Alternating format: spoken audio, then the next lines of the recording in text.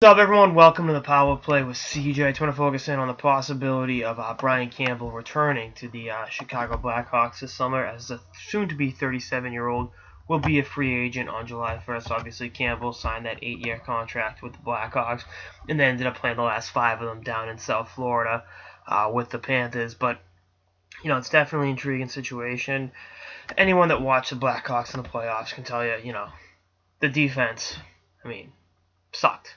Gustafsson and Rundblad were, turnover machines, and Trevor Van Riemsdyk played his game effectively, but outside of Seabrook, Keith, and Nick Dromelson, there really wasn't a whole lot of trust from Coach Q and his blue line. It was really those three, and then whatever happens, kind of happens. So I think adding a fourth guy like Campbell, that I know he's 37, but you give him the right deal. He's taking a pay cut wherever he goes, and we'll talk about that in a second. But you think about Campbell, he's not gonna piss down his leg, as my old man would say.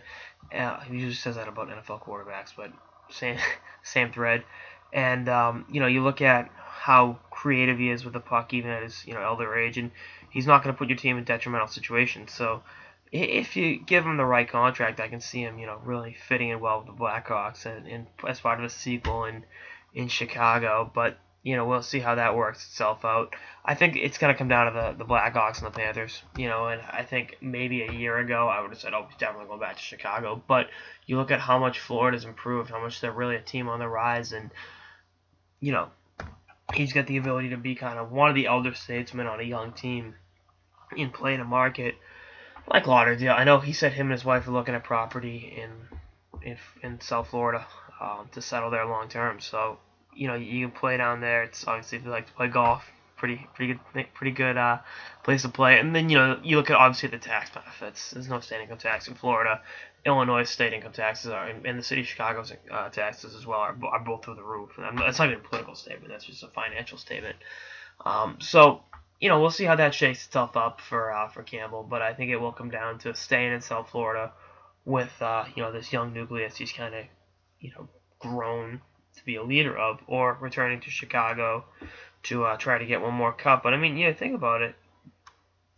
Could win that cup in Florida, as soon as next year, depending upon how active they are in free agency, and if they're able to go out and get a big time free agent, and if Ekblad and Barkov continue to develop the way they have been, I think they will.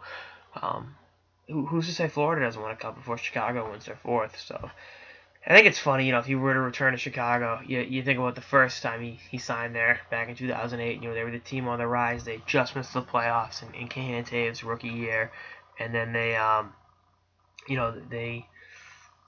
started the ascent, going to the conference finals and obviously winning the cup, and the salary cap issues kind of leveled it out for a few years, and those salary cap issues saw him move to South Florida. But now you look at him, if he were to return to Chicago as an older veteran statesman, I'm just throwing words together, to be that depth defenseman to help the Blackhawks in those lengthy playoff runs.